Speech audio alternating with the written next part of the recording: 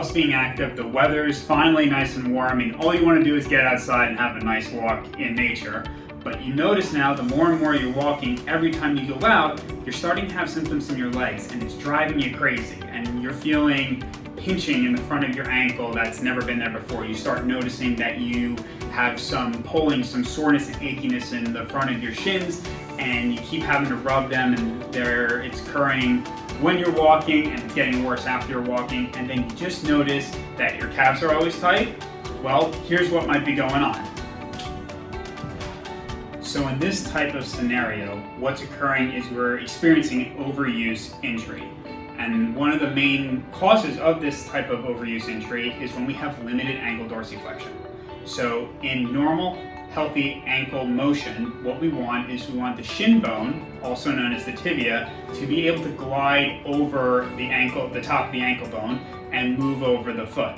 This is essential when it comes to movements such as walking, running, because it transfers the energy from the heel up to the toes so we can push off and keep our momentum going. In normal ankle dorsiflexion, what needs to happen is the muscles in the back of the leg, particularly the calf, need to be able to lengthen in order to allow the shin bone, also known as the tibia, to translate forward over the ankle bone.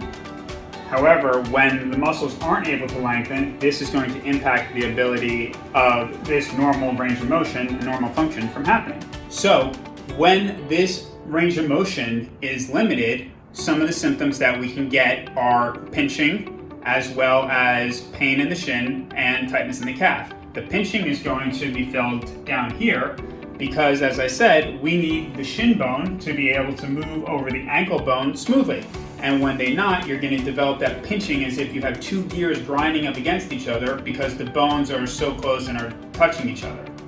Pain in the front of the shin is going to occur because the muscles here in the front of the shin are being overworked, and they're overcompensating because the muscles in the back are not doing their job and lengthening properly. Now that pain, that soreness, that achiness that you're going to feel is going to occur because the muscles in the front of the shin here are having to work so hard and fight the resistance from the muscles in the calf region. As a result, because these muscles in the shin are working so hard, they're actually going to begin pulling against the front of the bone, and that's what leads to those achiness, soreness, and painful symptoms that we might be experiencing. So, when we have limited ankle dorsiflexion, one of the main muscles that can be involved and limit this ankle and limit this range of motion is a muscle that we call tibialis posterior muscle.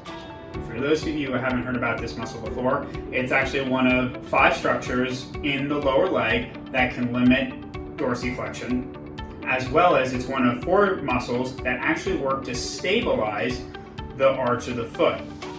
And so where is the tibialis posterior muscle? Well, the tibialis posterior muscle sits between the tibia here and the fibula, which are the 2 bones of the lower leg. And it actually sits down in the middle of the lower leg, but it's deep. So the 2 muscles that most people associate the calf with are the gastrocnemius and the soleus muscle. This muscle, if we were to lift up the gastroc and we were to lift up the soleus, this muscle is going to sit deep to those 2 structures. Now, it's also important to note is because it's sitting in a midline position, it's going to have a really powerful effect on range of motion of that ankle because range of motion is going to be occurring down here. It's also important to note that its tendon is going to come down and wrap underneath the inside part of the ankle before it goes and attaches to several bones in the foot. When we have adhesion that builds up in this muscle, it's going to actually limit its ability to lengthen, which is one of the important things that needs to occur during range of motion. So now what we're going to do is look at how we would assess for that range of motion. Okay, so now the first thing we want to do is understand how much ankle dorsiflexion our patient actually has. So to do that, we have these blocks that we're going to use to measure how far away their foot is from the wall, and what we do is to look to see can their knee touch the wall, and in doing so as well, does their heel stay on the ground.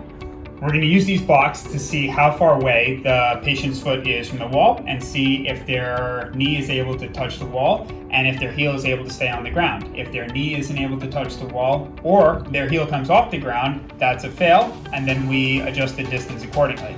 So let's take a look. Go ahead. So at this distance, knee is touching the wall, and as you can see, the heel's climbing up, so that's a fail. So they're not able to attain that distance. Come back, please. We're going to remove 1/2 inch, and we're going to repeat the test. Heel is staying on the ground, so we know at this distance that they are able to pass, which means they have 1 3/4 inch ankle dorsiflexion.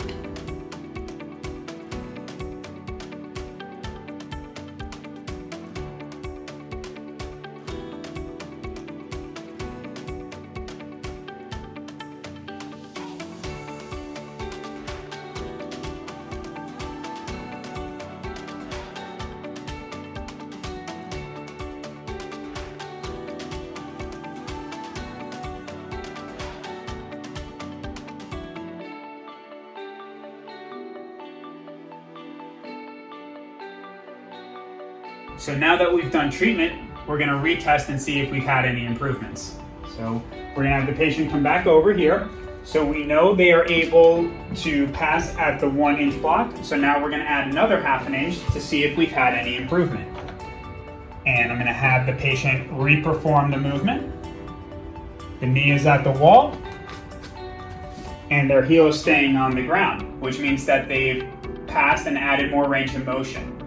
Do you have any symptoms? No.